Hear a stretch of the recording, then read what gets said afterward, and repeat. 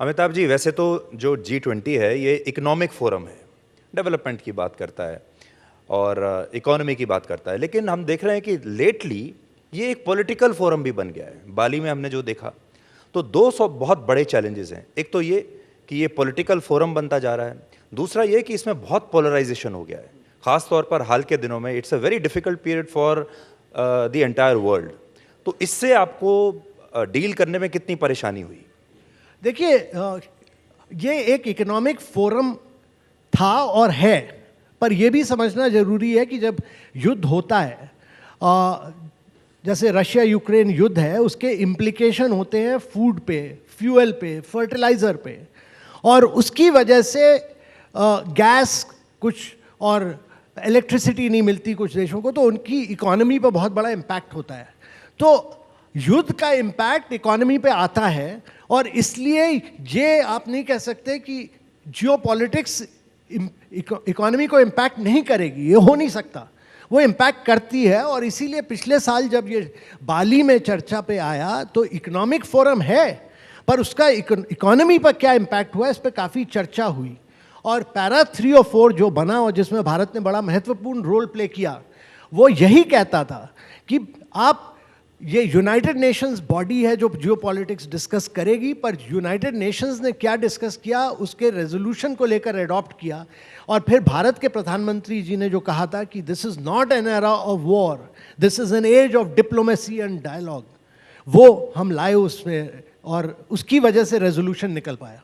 ये कहानी जो है बड़ी दिलचस्प है कि प्रधानमंत्री ने ये कहा कि this is not the era of war, लेकिन चीन को इस स्टेटमेंट पर आपत्ति थी और चीन नहीं चाहता था कि ये स्टेटमेंट में आए।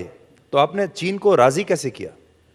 नहीं, ये काफ़ी चर्चा हुई, करीब 3 दिन चर्चा हुई, फिर चीन से अलग बायलैटरल। देखिए, ये चर्चा चलती है करीब 20 राज्यों के बीच में, पर भी जब ये मेरा हमेशा बिलीव रहा है कि पर्सनल लेवल पे और बायलैटरल नेगोशिएशंस के साथ कई जो बहुत चुनौतियां आती हैं आप उनको सुलझा सकते हैं। तो फिर चाइना के साथ बायलैटरल बात की, उनको जो स्टेटमेंट चाहिए था उसको हम कहीं और लाए और इसको हमने प्रोमिनेंस देकर निकाला और इसी तरह से सोल्यूशन निकाला। और सारे 19 देश हमारे साथ थे और उनका कहना था कि ये बहुत ही इंपॉर्टेंट स्टेटमेंट है। तो चाइना आइसोलेटेड था, पर तब भी हमने मिलकर उनके साथ काम किया। हमारा विचार हमेशा ये रहा है कि मल्टीलैटरल फोरम में हम सबके साथ मिलकर काम करें, और यही हमने दिखाया। एक ह्यूमन सेंट्रिक अप्रोच ली और एक यूनिटी की अप्रोच ली और सबके साथ मिलकर काम किया। बाली में भी किया और हमारी प्रेसिडेंसी में थ्रू आउट हमने किया, एक इंक्लूसिव लीडरशिप दिखाई। एक शेरपा के तौर पर, ख़ास तौर पर अगर मैं चीन को पॉइंट आउट करूं, तो चीन के साथ ये पूरा कोऑर्डिनेशन करना आपके लिए कितनी बड़ी चुनौती थी और कैसे आप कर पाए? और क्या आपको लगता है कि बाकी देशों के मुकाबले चीन ज़्यादा रोड ब्लॉक्स पैदा कर रहा था? देखिए, एक चीज़ समझना सबको ज़रूरी है हिंदुस्तान में कि चाइना एक मल्टीलैटरल प्लेयर है, वो ग्लोबल लीडरशिप चाहता है, और वो कुछ भी हो मल्टीलैटरल फोरम में वो पॉजिटिव और कंस्ट्रक्टिव अप्रोच लेता है। अगर उनको हम समझा सकें, उनसे बात कर सकें, बायलैटरल इश्यूज कुछ भी हो, बायलैटरल इश्यूज बायलैटरल रिलेशनशिप में आती हैं।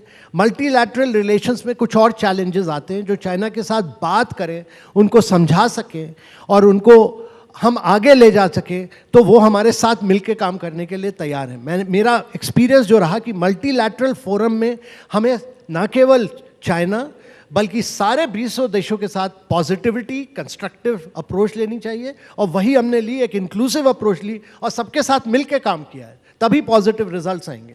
अब एक ऐसा सवाल जो शायद सबके मन में है, और वो ये है कि क्या शी जिनपिंग आ रहे हैं दिल्ली में इस बैठक में शामिल होने के लिए या नहीं आ रहे हैं? देखिए, मेरे विचार से जब भारत की प्रेसिडेंसी होगी, मेरा इस समय कहना ठीक नहीं होगा यहाँ कि कौन आ रहा है कौन नहीं आ रहा है, पर हमारे विचार से सारे लीडर्स आएंगे। 1-2 लीडर्स जैसे कि मेक्सिको के प्रेसिडेंट हैं, वो नॉर्मली ट्रैवल नहीं करते हैं, उन्होंने वो कहीं जाते नहीं हैं, पर हमारे विचार से हमारा एक्सपेक्टेशन है कि सब लोग भारत की प्रेसिडेंसी के समय सब लोग आएंगे, और सब लोग चाहते हैं कि भारत के लीडरशिप में, भारत के प्रधानमंत्री के लीडरशिप में हमारी प्रेसिडेंसी सक्सीड करे। और सब लोगों ने कंस्ट्रक्टिव अप्रोच दिखाई है, रशिया ने, चाइना ने, G7 ने, यूनाइटेड स्टेट्स ने, सारे इमर्जिंग मार्केट्स ने। और इंडिया ने अपनी प्रेसिडेंसी में माननीय प्रधानमंत्री जी ने अफ्रीकन यूनियन को परमानेंट मेंबरशिप दिलवाई है। उनका सारे लीडर्स को लिखा और सारे लीडर्स ने उसको सपोर्ट किया है। तो ये बहुत ही बड़ी चीज़ है कि भारत ने 54 अफ्रीकन देशों को एक परमानेंट लीडरशिप इंडिया के प्रेसिडेंसी के समय दिलवाई है और इंडिया एक voice of the global south बन के उभरा है G20 प्रेसिडेंसी में। ये बहुत ही बड़ी चीज़ है मेरे विचार से और ये प्रधानमंत्री की लीडरशिप ने इन सबको आगे उभारा है। लेकिन ये बात क्या आपको थोड़ा बेचैन करती है कि अभी तक शी जिनपिंग और व्लादिमीर पुतिन दोनों की तरफ से कंफर्मेशन नहीं आया है? नहीं, ये मैं यहाँ पर कमेंट नहीं करना चाहूँगा, ये सब कई सेंसिटिव चीज़ें होती हैं, पर इसमें मुझे कोई वो नहीं है। हम लोग बड़े पॉजिटिव और ऑप्टिमिस्टिक रहते हैं हमेशा। जी, प्रधानमंत्री ने अभी हाल ही में अपनी कई भाषणों में विश्व मित्र के कॉन्सेप्ट की बात की। वसुधैव कुटुंबकम की तो वो बात करते ही हैं, फिर हमारा थीम है one earth one family and one future. लेकिन जब एक तरफ रशिया है, एक तरफ चाइना है और ये दो ऐसे देश हैं जिनके साथ बहुत सारे देश इंटरेक्ट करने में अनकंफर्टेबल महसूस करते हैं और आपको दोनों के साथ मिलकर चलना है, ये कितना बड़ा चैलेंज आप देखते हैं जबकि सब कुछ पोलराइजेशन की तरफ बढ़ रहा है? देखिए, चैलेंज है, पर आपकी क्रेडिबिलिटी होनी चाहिए, लोगों को आपको ट्रस्ट करना चाहिए। ट्रस्ट फैक्टर बहुत इंपॉर्टेंट है G20 के नेगोशिएशंस में।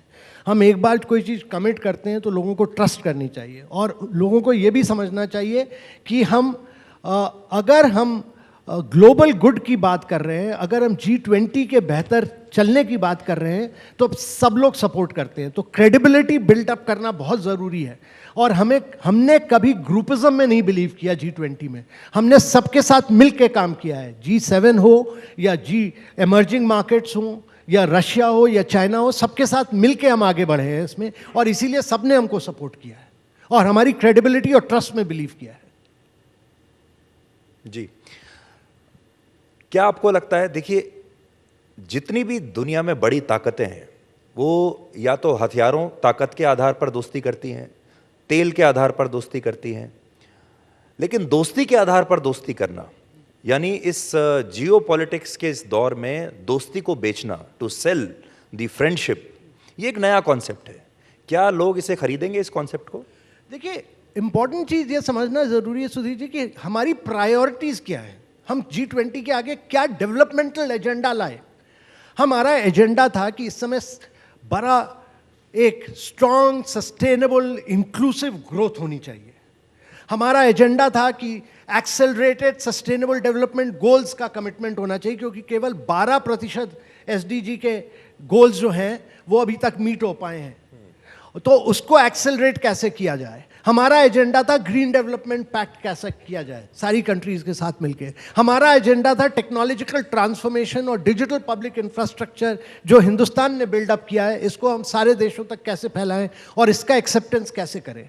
फिर हमारा एजेंडा था कि ये जो मल्टीलैटरल इंस्टीट्यूशंस बने हैं सेकेंड वर्ल्ड वॉर के बाद, इनको रिफॉर्म करना, इनको रीस्ट्रक्चर करना, इनको ये इमर्जिंग मार्केट्स और डेवलपिंग कंट्रीज के लिए कैसे ये मदद करें, इसको कैसे रीस्ट्रक्चर किया जाए, ये हमारा एक एजेंडा था। और आखिरी जो प्रधानमंत्री जी का एजेंडा था वो था विमेन लेड डेवलपमेंट, कि women empowerment and gender equality, ये बहुत बड़ा एजेंडा था। इन एजेंडा पॉजिटिव इश्यूज को लेकर हम आगे चले हैं और पॉजिटिव इश्यूज और डेवलपमेंटल इश्यूज के साथ हम आगे बढ़े और सबका सपोर्ट हमें मिला है। और जितने आउटकम्स भारत ने अचीव किए कोई देश नहीं अचीव कर पाएगा।